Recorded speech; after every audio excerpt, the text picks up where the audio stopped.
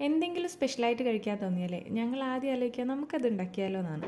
രണ്ടാൾക്കും മടിയാവുന്ന ദിവസങ്ങളിൽ മാത്രമേ പുറത്തുനിന്ന് വാങ്ങിക്കുന്നതിനെക്കുറിച്ച് ചിന്തിക്കൂ. അങ്ങനെ ഒരു സംഭവമാണ് ഇവിടെ റെഡി ആയിക്കൊണ്ടിരിക്കുന്നത്. ബീഫ് ലിവർ ഫ്രൈ, കരൾ വരട്ടിയെടുത്തത്. അത് മൺചട്ടിയിൽ ഉണ്ടാക്കുക എന്നുള്ളത് നമ്മുടെ ഒരു ആഗ്രഹം കൂടിയായിരുന്നു കേട്ടോ. ഇഞ്ചി, വെളുത്തുള്ളി, പച്ചമുളക്, പെരിഞ്ജീരകം, കുരുമുളക് ഇതെല്ലാം നന്നായിട്ട് ചതച്ചെടുത്ത് വെളിച്ചെണ്ണയിൽ ഈ ചതച്ചതും കുഞ്ഞുള്ളിയും കൂടി വഴറ്റി അതിലേക്ക് മഞ്ഞൾപ്പൊടി, മുളക് പൊടി, മല്ലിപ്പൊടി ചേർത്ത് ബീഫിൻ്റെ കരളും ചേർത്ത് നന്നായിട്ടൊന്ന് മിക്സ് ചെയ്തെടുത്തു. ഇതിലേക്ക് കറിവേപ്പിലയും വെളിച്ചെണ്ണയും പിന്നെ പെരിഞ്ജീരകവും നല്ല ജീരകവും കുരുമുളകും കൂടി പൊടിച്ചതാണ്. ആ ഒരു പൊടിയും ഇടയ്ക്കിടയ്ക്കായിട്ട് ഇട്ട് കൊടുത്ത് നന്നായിട്ട് വരട്ടിയെടുത്തു.